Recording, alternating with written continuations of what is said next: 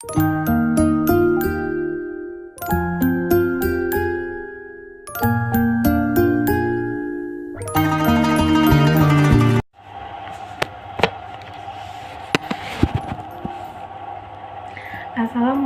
warahmatullahi wabarakatuh.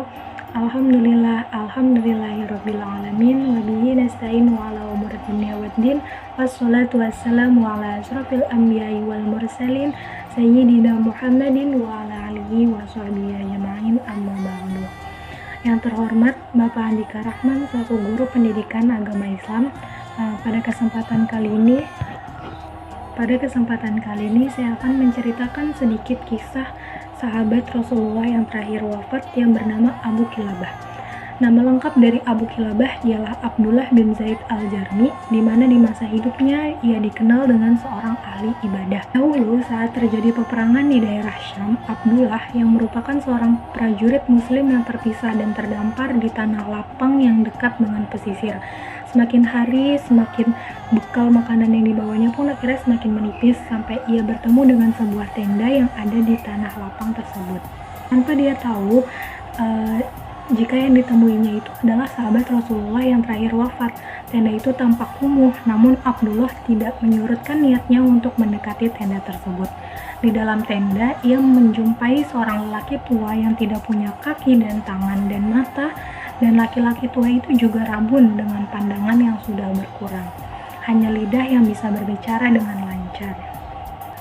Di sana, Abdullah bertanya pada lelaki itu mengenai nikmat mana yang bisa ia syukuri dengan keadaan yang seperti ini. Lelaki tua itu menjawab, walaupun Allah menenggelamkan di lautan, ia tetap bersyukur dengan menunjukkan bibirnya. Dia memang tidak bisa menolong Abdullah dengan keadaan yang seperti ini. Dia saja untuk melakukan aktivitasnya biasanya dibantu dengan anak lelakinya. Namun Abdullah tidak melihat siapapun di sekitar lelaki tua itu. Beliau meminta Abdullah untuk membantu mencarikan anak dari sahabat Rasulullah yang terakhir wafat yang sudah tidak bertemu selama 3 hari. Mendengar hal tersebut, Abdullah segera mencari anak dari laki-laki tua itu dan menemukannya bahwa anaknya itu sudah tidak bernyawa lagi karena diterkam binatang buas. Dengan perasaan kebingungan pun Abdullah menyampaikan jika anak lelakinya itu sudah tak ada. Selang beberapa saat, akhirnya laki-laki tua itu pun juga menghembuskan nafas terakhirnya. Abdullah yang melihat jasad dari laki tua ini tak tega untuk meninggalkannya di tengah padang pasir, bahkan belum lagi jika ada binatang buas yang bisa memakannya. Kemudian Abdullah menutupi jasad sahabat Rasulullah yang terakhir wafat itu dengan kain yang ia temukan di dalam tenda, dan saat itu juga Abdullah keluar dan mencari bantuan.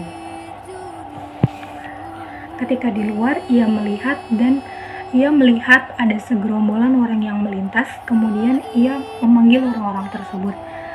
Dan dengan segera Abdullah menceritakan apa yang dia alami kepada orang-orang itu. Saat dibuka, betapa terkejutnya para rombongan itu dan menangis. Melihat hal ini, Abdullah kebingungan mengapa orang ini menangis ketika melihat jasad sahabat Rasulullah ini. Namun, salah satu dari rombongan itu mengatakan jika wajahnya selalu bersujud kepada Allah, mata yang selalu melihat ke bawah kepada yang telah diharamkan oleh Allah. Tubuhnya juga yang selalu bersujud tatkala ketika orang-orang yang lainnya sedang tidur. Dan itu, Abdullah pun bertanya mengenai siapa yang baru meninggal ini. Mereka lantas menjawab bahwa lelaki tua yang meninggal ini merupakan sahabat dari Rasulullah yang terakhir wafat. Pelajaran untuk kita, bagaimana Abu Kilabah dengan ketakwaannya ia tahu jika cobaan dunia hanya di dunia. Kalau ada orang di muka bumi yang terlahir dengan tangan dan kaki lumpuh total dan buta, ini sifatnya hanya duniawi, karena nanti jasadnya akan dimakan oleh tanah. Pada saat dibangkitkan di hari kiamat, tidak ada yang lumpuh, tidak ada yang cacat, dan dengan fisik yang baru, semuanya sempurna. Setelah kita melihat kisah ini, apakah kita masih kurang atas nikmat Allah yang telah diberikan? Semoga kita bisa selalu bersyukur dan bersabar seperti Abu Kilabah. Kurang lebihnya saya mohon maaf. Wassalamualaikum warahmatullahi wabarakatuh.